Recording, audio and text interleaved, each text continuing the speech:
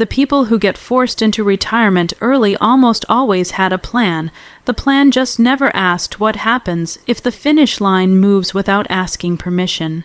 Here's a number that should bother you more than it probably does. Most people don't retire on the date they picked. They retire on a date something else picked for them. I spent the last several weeks in government labor surveys, insurance filings, and retirement. Confidence data, and one pattern kept surfacing. The retirement plan most people build is a plan for version of their life where nothing interrupts it. No injury, no layoff, no caregiving emergency, no early diagnosis. That version of your life is not the most likely one. So today I want to walk you through 3 forces that tend to hit at the same time, right around the eggs that most people don't choose, and why the standard advice you've heard 100 times. Contribute steadily, retire around 65 to 67, trust the withdrawal rate rule, quietly assumes a level of control over your own timeline that the data says you probably won't have. Let's start with why this feels invisible until it isn't. A retirement projection feels like arithmetic. Balance, contribution rate, assumed return, target age. Plug it in, get a number, feel settled. But what that number actually represents is a bet that your health, your employer, the market, and the government will all stay cooperative for the next 15 or 20 years. History is not kind to that particular bet. Here's the image I keep returning to. Picture a fuel gauge that's been quietly miscalibrated for years, reading 3 to 5 years fuller than what's actually in the tank. You can't see it from the cockpit. You just trust the needle. Most retirement plans fail the same way, not from bad math, but from a gauge nobody thought to double-check. Let me make this concrete with someone I'll call Marcus. Marcus was 50. 4 had around $2, 160 zeros, zero saved, and a target date of 60. 6. On paper, disciplined, on track, nothing alarming. His plan wasn't sloppy, it was actually pretty solid. At 57, Marcus tore a rotator cuff doing something completely unremarkable, moving furniture for his daughter. Recovery kept him off the physical side of his job for months. During that stretch, his department got restructured. He came back to a smaller role and a pay cut he didn't see coming. He adjusted, pushed his date out. 18 months later, a second round of cuts caught him anyway. He was 50.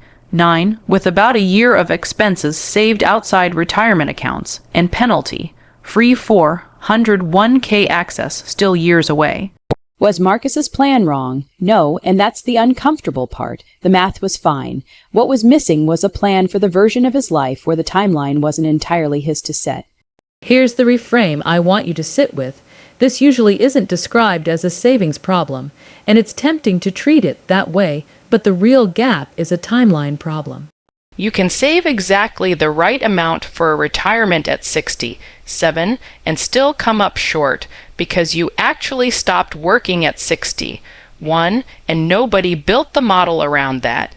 Saving the right amount doesn't help if the finish line arrives on someone else's schedule. The numbers back this up almost uncomfortably well.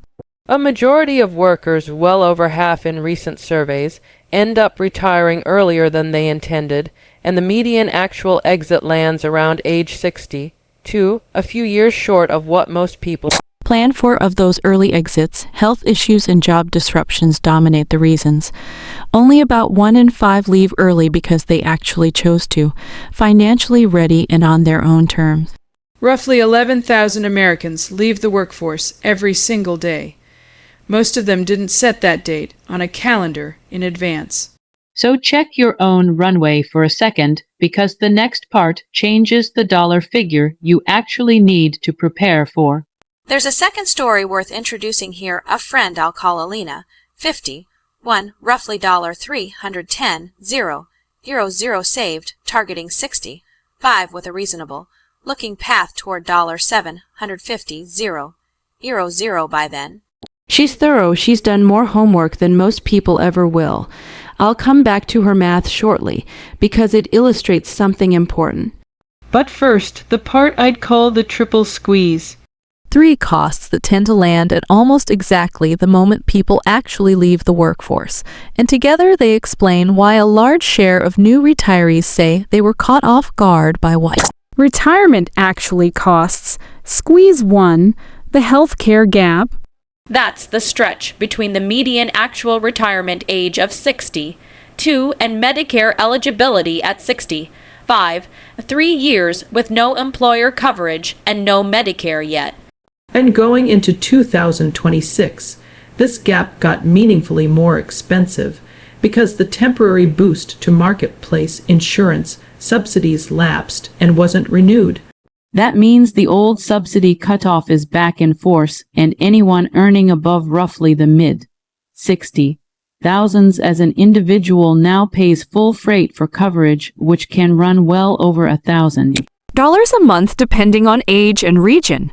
Multiply that out and you're looking at somewhere near $12,000 to $13,000 a year in premiums alone, before deductibles, before prescriptions, before a single doctor's visit.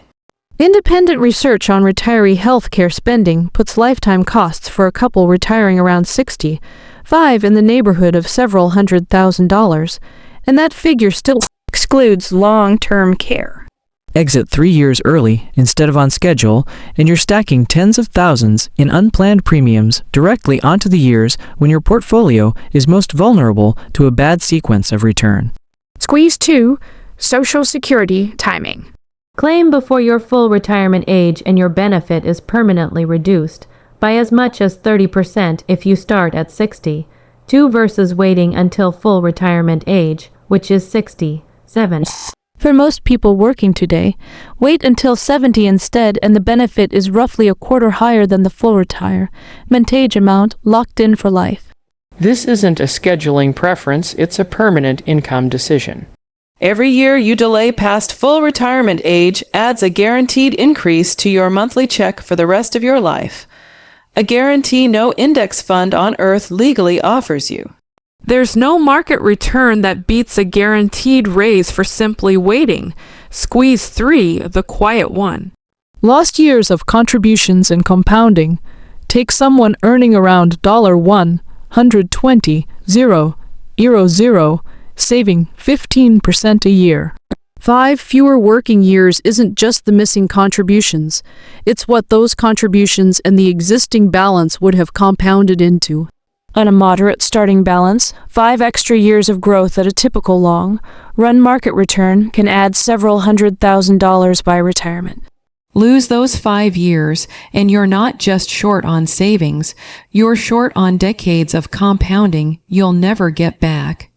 By the way, if this kind of breakdown is useful, hit like on this video. It genuinely helps Novira Invests reach more people who need to see this before it's too late for them to adjust. So added up, an unplanned health care gap, a permanently reduced Social Security check, and years of lost compounding, stacked on top of each other, arriving in the same 3 to 5 year window. Usually without warning. Now, about the withdrawal rate, you've probably heard quoted as gospel. Take out 4% a year and you're safe for 30 years. That figure comes from research going back to the 1990s, tested against nearly a century of market history, and it does hold up reasonably well for a standard 30-year retirement. But here's what rarely gets mentioned. Even the researcher most associated with that number has said in recent interviews that it may actually be too conservative for a typical 30-year horizon. The catch is the opposite problem shows up for anyone retiring early. If your retirement stretches to 40 or 50 years instead of 30, most current research suggests something closer to 3 to 3, and 0.5%, not 4. On a moderate 6-figure portfolio, that difference is thousands of dollars in annual income every single year before you even account for the health care gap or a reduced Social Security check. And the single riskiest moment for that withdrawal math isn't a mediocre decade of returns, it's a market downturn in the first few years after you stop working. Pull the same dollar amount out of a portfolio that just dropped 40%, and you're liquidating a much bigger slice of a much smaller pie.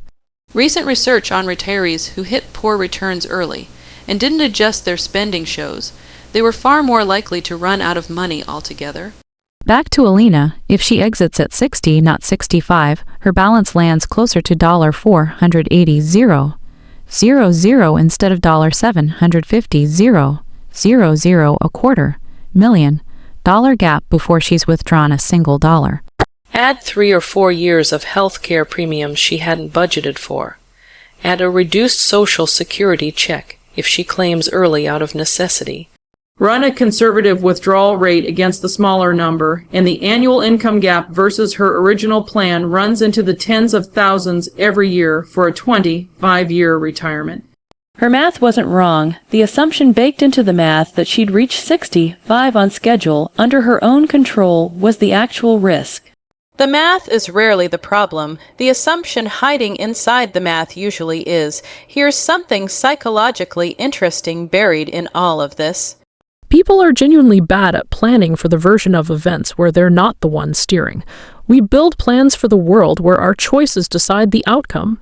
We badly underplan for the world where something external decides for us, and decades of data say that second world is the one most people actually retire into. One generation is sitting closer to this collision than any other.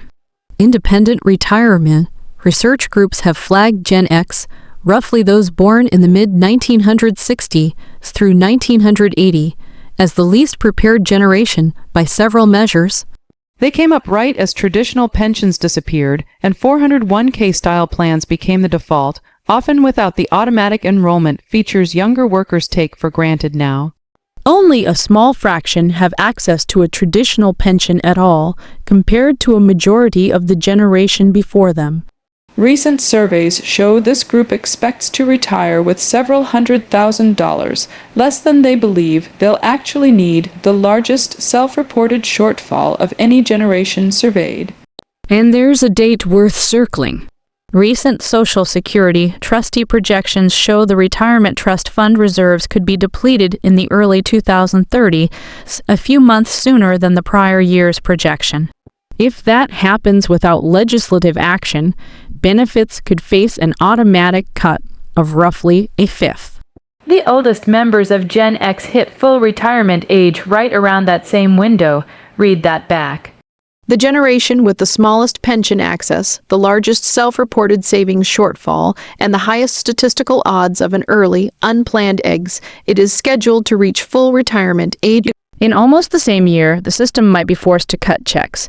Now, plenty of experienced advisors will tell you Congress always finds a fix before anything breaks, and they're probably right. They said something similar in past decades too, each time with a little less certainty. Betting on a fix isn't unreasonable. It's just not the same thing as a strategy.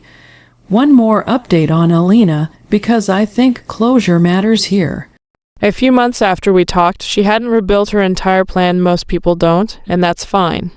But she made 2 changes. She raised her contribution enough to fully capture her employer match, which she'd been leaving on the table.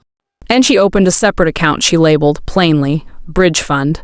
A few $100s a month, earmarked specifically for the years before Medicare kicks in.